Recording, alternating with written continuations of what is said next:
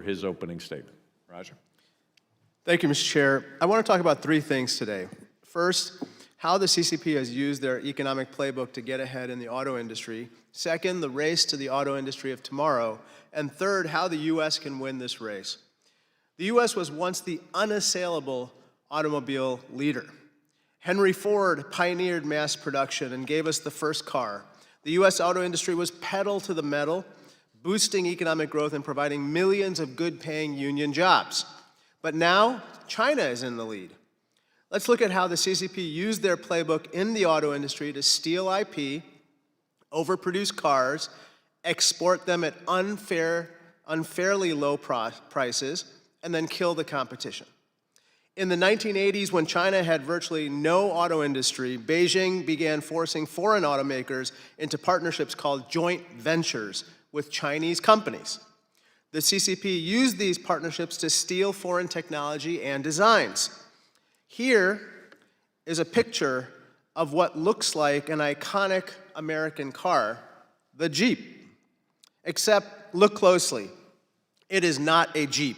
This is a BJ40 made by Chinese state-owned enterprise BAIC. Let's take a look at another one.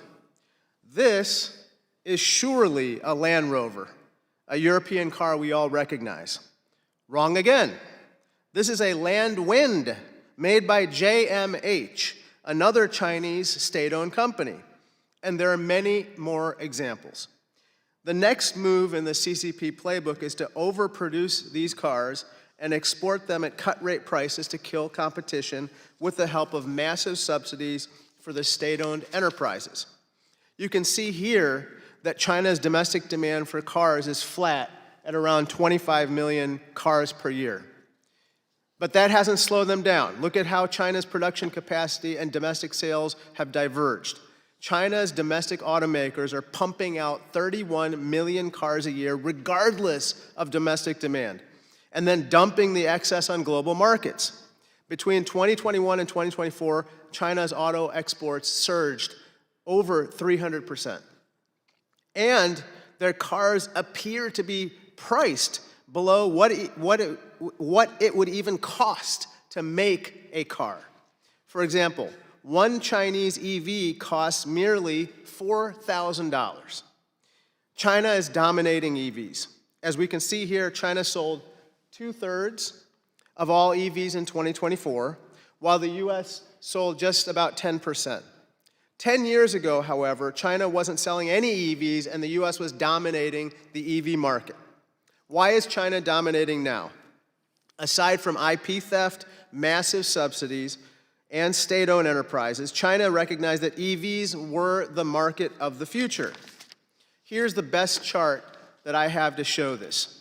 As you can see, EVs were over 20% of car sales last year in 2024. But by 2040, EVs will be 60% of global new car sales as traditional car sales decline, regardless of what you think about EVs. This is where the global auto market is going. The question before us now is this: who will own the EV market in 15 years? China is ahead in the race today, but we can lead again if we act now. The path forward is this. First, we must stop the CCP from stealing our IP, dumping cheap cars on global markets, and using forced labor in the goods they export worldwide. Second, let's accept reality. The EV market is the booming segment of the auto market and is an opportunity for American businesses to lead. We got to take this out of politics. This is the reality. EVs are the future. It doesn't have to be a Democrat or a Republican issue. Let's figure this out together. Finally, we need to launch a generational investment in America's workforce. Many Americans worry that AI and robots, like this one, will replace them.